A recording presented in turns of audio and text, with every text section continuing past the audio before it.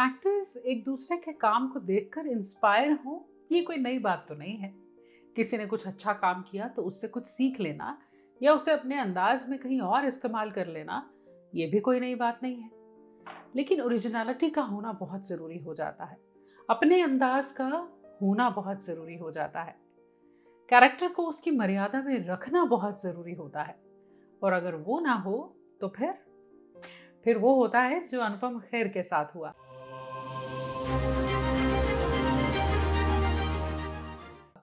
1986 की Harmesh Malhotra directed film Nagina, जिसमें श्रीदेवी, ऋषि कपूर और अमरीश पुरी साहब। श्रीदेवी जिनका कैरेक्टर रजनी का जो नागिन है, और अमरीश पुरी साहब ने भैरवनाथ का कैरेक्टर निभाया था। इस नागिन की मणि चाहता था भैरवनाथ, और आखिर में ये कैरेक्टर मर जाता है। यह फिल्म बॉक्स ऑफिस पर ब्लॉकबस्टर साबित हुई और अब हरमेश मल्होत्रा ने इसका सीक्वल बनाने की सोची। फिल्म निगाहें नगीना पार्ट 2 जो 1989 में रिलीज हुई। श्रीदेवी, सनी देओल और अनुपम खेर। क्योंकि नगीना फिल्म में भैरवनाथ की मौत हो जाती है आखिर में, निगाहें फिल्म में रिप्लेसमेंट के लिए गोरखनाथ का कैरेक्टर, जो भैरवनाथ का शिष्य है, अनुपम खेर को ऑफर किया गया। अब फिल्म नगीना में अमरीश पुरी साहब ने जिस तरह भैरवनाथ को निभाया था वो बहुत दमदार था। उनकी आंखें, उनके एक्सप्रेशंस इसकी कहानी को, उसके मकसद को कॉम्प्लीमेंट करते थे, कंप्लीट करते थे। अनुपम खेर ने उन्होंने अपने एक इंटरव्यू में कहा था कि अब जब ये रोल मुझे मिला तो मैंने सोचा कि मैं तो बस कमाल कर दूंगा, ऐसा प्ले करूंगा कि लोग अमरीश पुरी साहब को भूल ही जाएंगे।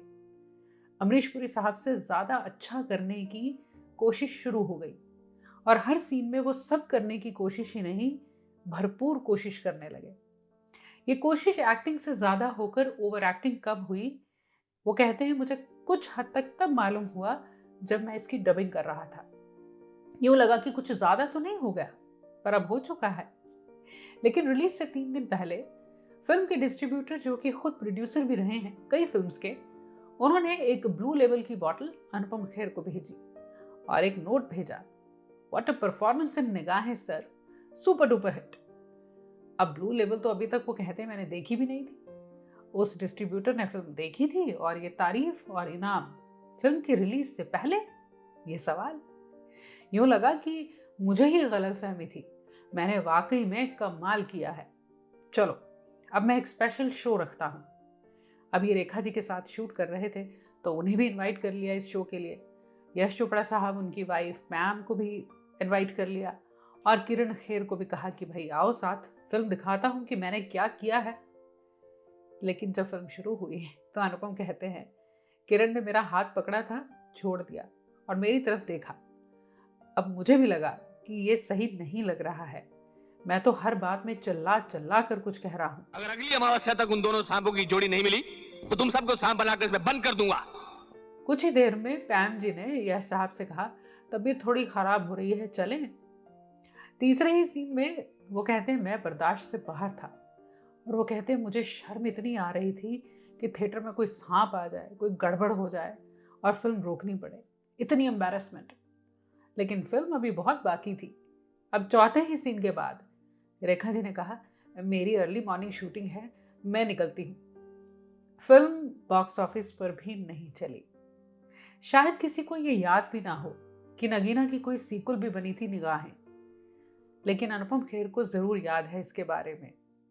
ये सच है कि अमरीश पुरी साहब एक सीधे साधे डायलॉग को भी कहते तो उनकी आवाज का रुबाब ही उसे दमदार बना देता। उनका अंदाज, उनके एक्सप्रेशन से बेहतर करना तो दूर, कोई कॉपी भी नहीं कर सकता।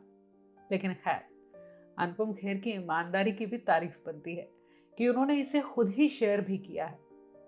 वैसे अमरीश पुरी साहब ने पॉजिटिव और नेगेटिव कैरेक्टर्स दोनों ही निभाए हैं।